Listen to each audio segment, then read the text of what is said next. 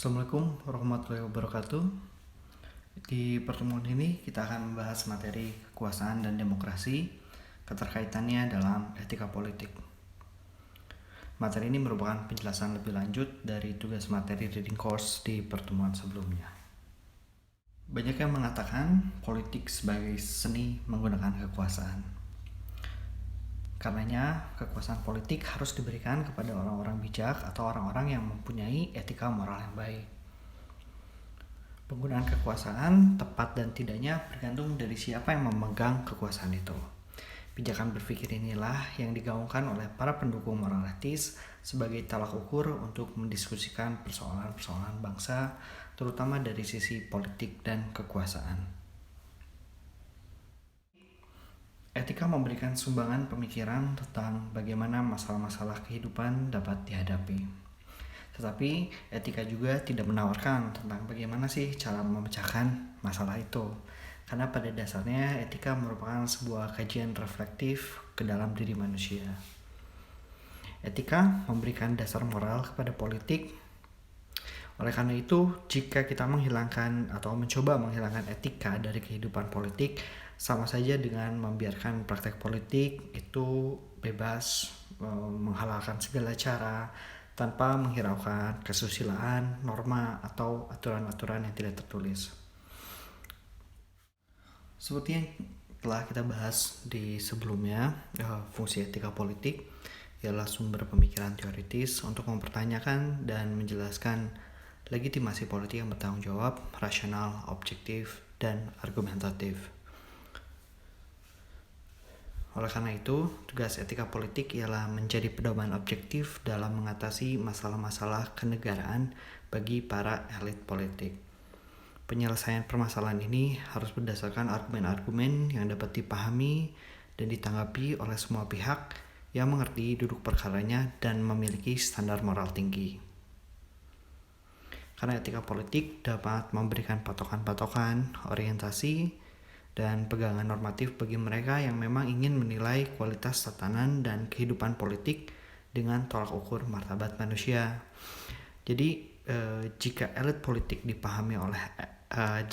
politik dipahami oleh elit, sebuah kebijakan, keputusan yang menyangkut hak orang banyak atau masyarakat luas pada akhirnya akan benar-benar ditujukan untuk kepentingan bersama. Jika ingin mencari dan membahas konsep kekuasaan, maka kita harus melihat tentang bagaimana kita sebagai manusia melihat hal tersebut. Terdapat dua pandangan. Yang pertama ada pandangan optimis dan liberalis. Mereka memandang manusia pada dasarnya adalah baik, rasional, dan mampu menjadi lebih baik. Kaum ini melihat kekuasaan politik sebagai alat untuk mengatur, memperbaiki, dan memajukan manusia. Sementara itu, bagi kaum analis pesimis atau kritikus ideologis, mereka akan memandang manusia itu bersifat korup, irasional, dan berbahaya.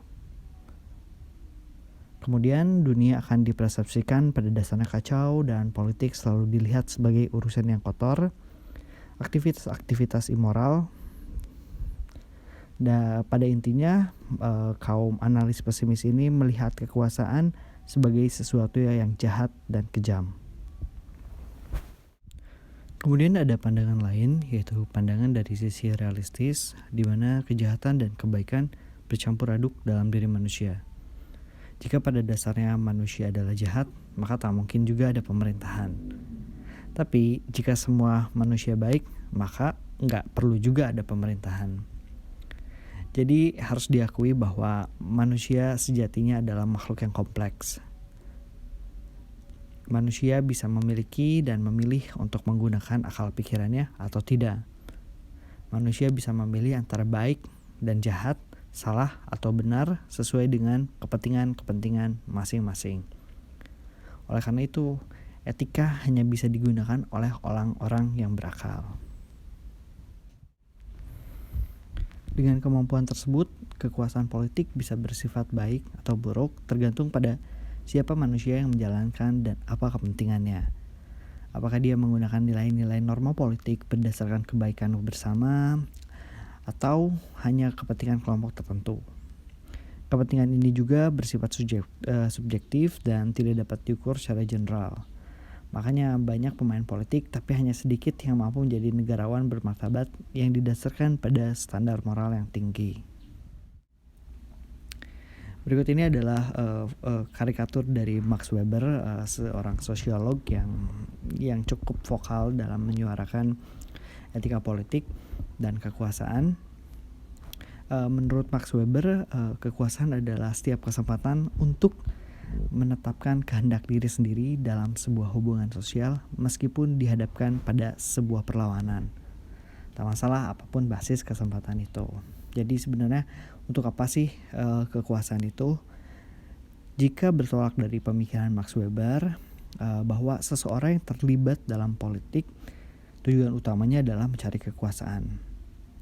Kekuasaan ini dijadikan alat untuk mencapaikan tujuan, baik tujuan yang ideal ataupun kepentingannya sendiri.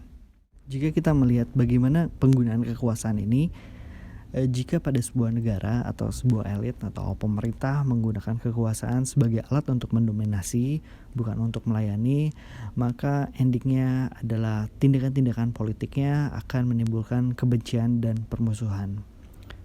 Kekuasaan-kekuasaan tersebut akan mengakibatkan peperangan dan perpecahan. Sebaliknya, jika elit pemerintah berusaha untuk melihat bahwa kekuasaan adalah untuk melayani, bukan untuk mendominasi, maka pemikiran-pemikiran dan tindakan politiknya akan lebih memanusiakan persaingan yang mematikan, mempromosikan penghormatan, penghargaan pada orang lain, mengupayakan mediasi dan juga perdamaian. Kita sudah melihat bagaimana contohnya dari beberapa penggunaan kekuasaan yang memang tujuannya untuk mendominasi. Ada juga negara-negara yang memang pemerintahnya tindakan-tindakan politiknya lebih untuk melayani. Jadi intinya sebenarnya siapapun pemegang kekuasaan di segala tingkatan politik, kekuasaan harus dipakai untuk melayani, bukan untuk mendominasi apapun komitmen pribadinya. Ini untuk mengusung cita-cita utama dan makna utama dari politik, yaitu kebaikan bersama. Kemudian dari sisi demokrasi, sejujurnya demokrasi adalah bentuk pemerintahan yang paling rumit dibandingkan dengan bentuk pemerintahan yang lain atau dibandingkan dengan otoriter ataupun ya. Negara-negara demokrasi didasarkan pada konstitusi, aturan main, undang-undangan yang berarti dibatasinya kekuasaan para pemimpin dan lembaga-lembaga pemerintahan. Pembatasan-pembatasan ini ditegakkan melalui prosedur yang sudah mapan atau berlandaskan hukum. Demokrasi itu menjunjung tinggi hak asasi manusia termasuk soal persamaan, kebebasan, dan keadilan. Setiap warga negara di sistem demokrasi mempunyai hak yang sama untuk bersuara. Dari sudut etika, kebebasan dalam demokrasi dipertanggungjawabkan kembali kepada manusianya itu sendiri. Bagaimana manusia yang menjadi elit atau pemimpin atau pemain politik memainkan peranan politiknya berdasarkan standar moral, kepentingan bersama, atau kepentingan kelompok. Di sini demokrasi tidak dapat menjamin elit politik dengan standar moral yang tinggi. Dengan berbagai cara tertentu, elit dengan standar moral yang rendah dapat memiliki kekuasaan dan memainkan politiknya berdasarkan kepentingan kelompok. Dari sini kita belajar bahwa prinsip demokrasi menjamin bahwa setiap warga negara mempunyai hak yang sama. Siapapun manusianya, baik, buruk, kaya, miskin, mereka mempunyai suara yang sama. Maka, jika sebuah sistem negara gagal dalam membangun budaya standar etika tinggi berdasarkan tolak ukur martabat manusia, maka negara tersebut cenderung menghasilkan elit politik yang mengabaikan kepentingan bersama. Begitu juga sebaliknya. Jika negara mampu menciptakan budaya standar etika tinggi, maka negara tersebut menghasilkan elit yang menjunjung tinggi martabat dan melakukan kebijakan-kebijakan sesuai dengan tujuan murni politik, yaitu kebaikan bersama. Sekian dari perkuliahan ini. Wassalamualaikum warahmatullahi wabarakatuh.